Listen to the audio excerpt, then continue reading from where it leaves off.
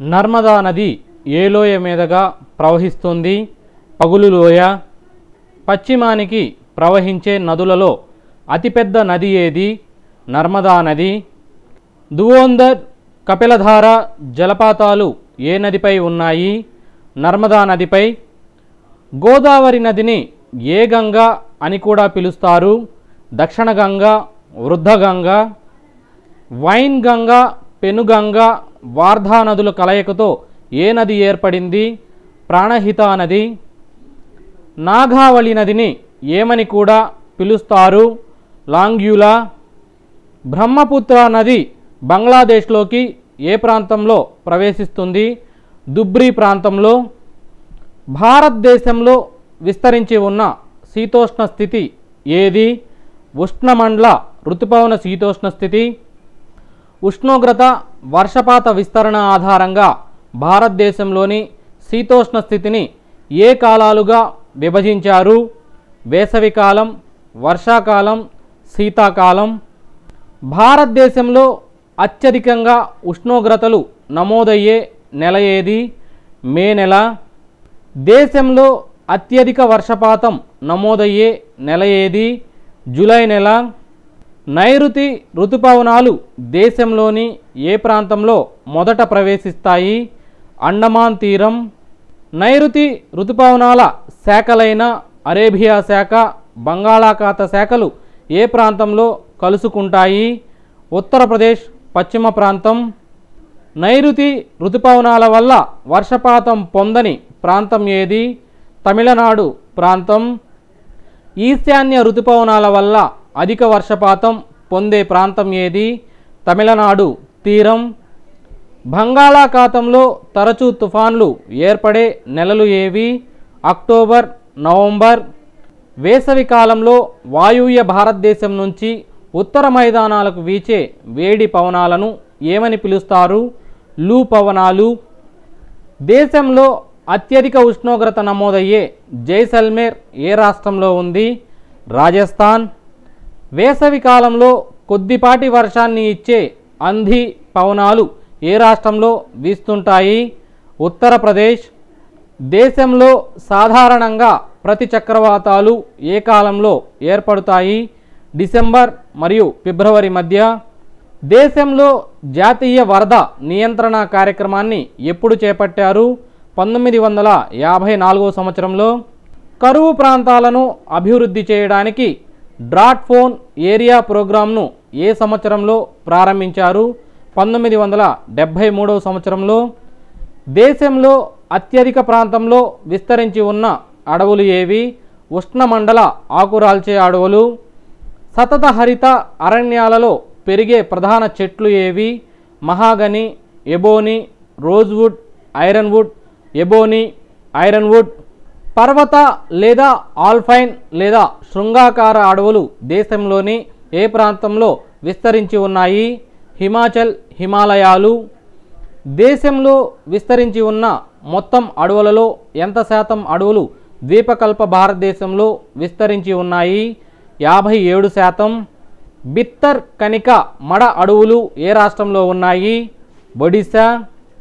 దేశంలో అత్యధిక శాతం అడవులు విస్తరించి ఉన్న రాష్ట్రం మిజోరాం 90.68% కాగా అత్యల్పంగా ఏ రాష్ట్రంలో విస్తరించి ఉన్నాయి? పంజాబ్ రాష్ట్రం. దేశంలో అటవీ పరిశోధనా కేంద్రం ఎక్కడ ఉంది? డెహ్రాడూన్.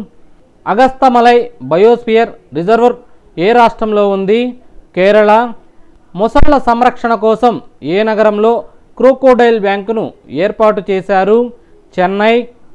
దేశంలో మొదటిదైన జిమ్ కార్బెట్ జాతీయ పార్క్ ఏ రాష్ట్రంలో ఉంది? ఉత్తరాఖండ్. దేశంలో టేకు ఉత్పత్తిలో ప్రథమ స్థానంలో ఉన్న రాష్ట్రం ఏది? మధ్యప్రదేశ్. దేశంలో విస్తరించి ఉన్న నేలలలో అత్యంత సారవంతమైనవి ఏవి? ఒండ్రు నేలలు. ఎర్ర నేలలు అత్యధికంగా విస్తరించి ఉన్న రాష్ట్రం ఏది? తమిళనాడు.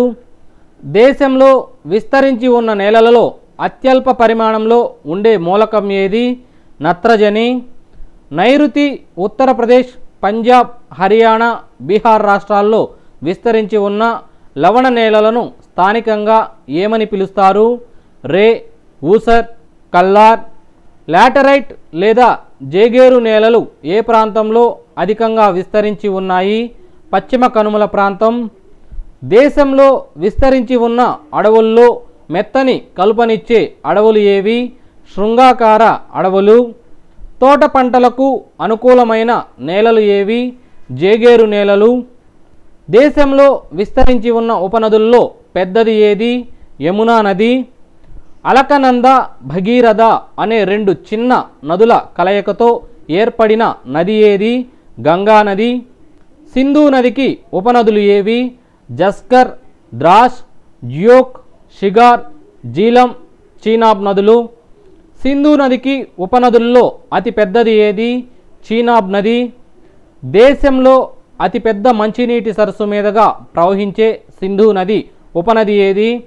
జీలం నది. ద్వీపకల్ప భారతదేశంలో పుట్టి ఉత్తర దిశగా ప్రవహిస్తూ గంగానదిలో నేరుగా కలిసే ఉపనది ఏది? సోన్ నది.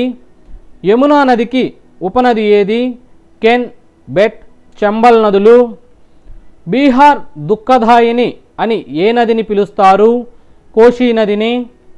టిబెట్ ప్రాంతంలో సాంగ్పో అని ఏ నదిని పిలుస్తారు? బ్రహ్మపుత్ర నదిని. ప్రపంచంలోని అతిపెద్ద నది ఆధారిత ద్వీపమైన మజూలీని ఏర్పరిచిన నది ఏది? బ్రహ్మపుత్ర నది. ఉష్ణోగ్రత, వర్షపాత విస్తరణ ఆధారంగా భారతదేశంలోని శీతోష్ణ స్థితిని ఏ కాలాలుగా విభజించారు? వేసవికాలం, వర్షాకాలం, శీతాకాలం.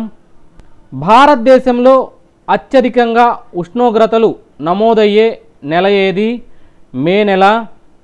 దేశంలో అత్యధిక వర్షపాతం నమోదయ్యే నెల ఏది? జూలై నెల.